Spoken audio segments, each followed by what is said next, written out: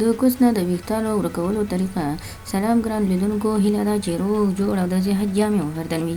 زه یو ځل بیا ستاسو په خدمت کې د یو نوي ویډیو سره حاضر یم. هیله ده چې د دعا مور مو وګرځېږي. تر هر څه دمخه باید یادونه وکړم، که زموږ چینل مو نوي سبسکرایب کړی نو زموږ چینل سبسکرایب کړئ او په خوا کې ورسره د غونډې نشان ووهئ. مننه. د کوڅ نه څنګه د یوې میاشتې لپاره ویښتان ختم کړو. اکثره داسې خلک شته چې نارینه او مردانه یعنې او زنانه دواړه. د دې لپاره دوی کولی شي څنګه د یوې میاشتې لپاره ویښتان د بدن څخه ختم او لرې کړي. که غواړئ چې تاسو په دې مطلب ځان پوه کړئ، د ویډیو تر اخره راسره اوسئ. مننه.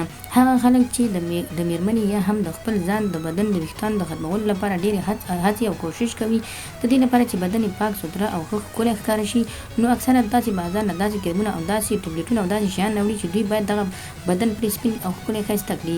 د دې لپاره دوی اکثره سهوه کېږي او په غلطو او نورو لارو مطلب دا چې دوی کله بازار ته لاړ شي نو بازار نه غلط کرمونه راوړي او له دې سره بیا یې د بدن ټول ویښتان هم لرې شي، خو بدن یې ورسره تورېږي. د دې پر ځای چې په کور کې نسخه جوړه کړئ، بدن مو سپین او ښکلی پاتې شي، کولی شئ نسخه په دې طریقه جوړه کړئ.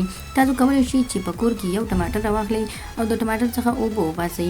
د هغه ټماټر څخه مو چې اوبه وباسئ، نو دې سره وروسته تاسو کولی شئ چې لږ ذره د لږ اندازه د بازار څخه چې هغه ریموور یا د ویښتانو دوا چې بازار کې خرڅول کېږي لږ اندازه ګډه کړئ، دومره ګډه کړئ چې ستاسو ضرورت یې ورته. لکه وروسته تاسو کولی شئ چې 2 لیمو راواخلئ یا هم یو لیمو چې اوبه پکې زیاتې اوسېږي دا راواخلئ او د دې څخه زړي لرې کړئ او دې نسخې ته یې ور واچوئ. یعنې د ټماټرو اوبه او د هغه بازاري دوا چې بازار کې خرڅول کېږي دا تاسو راواخلئ او لیمو ورسره مکس کړئ. د دې نه وروسته تاسو کولی شئ چې دا ښه مکس کړئ.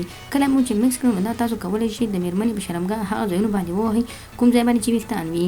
دغه دوا کولی شي ستاسو یو میاشت د میرمنې شرمګاه هم سپینه وساتي او هم ستاسو د میرمنې شرمګاه ویښتان د یو میاشت لپاره ختم کړي.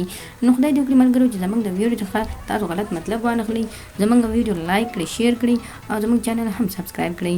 مننه.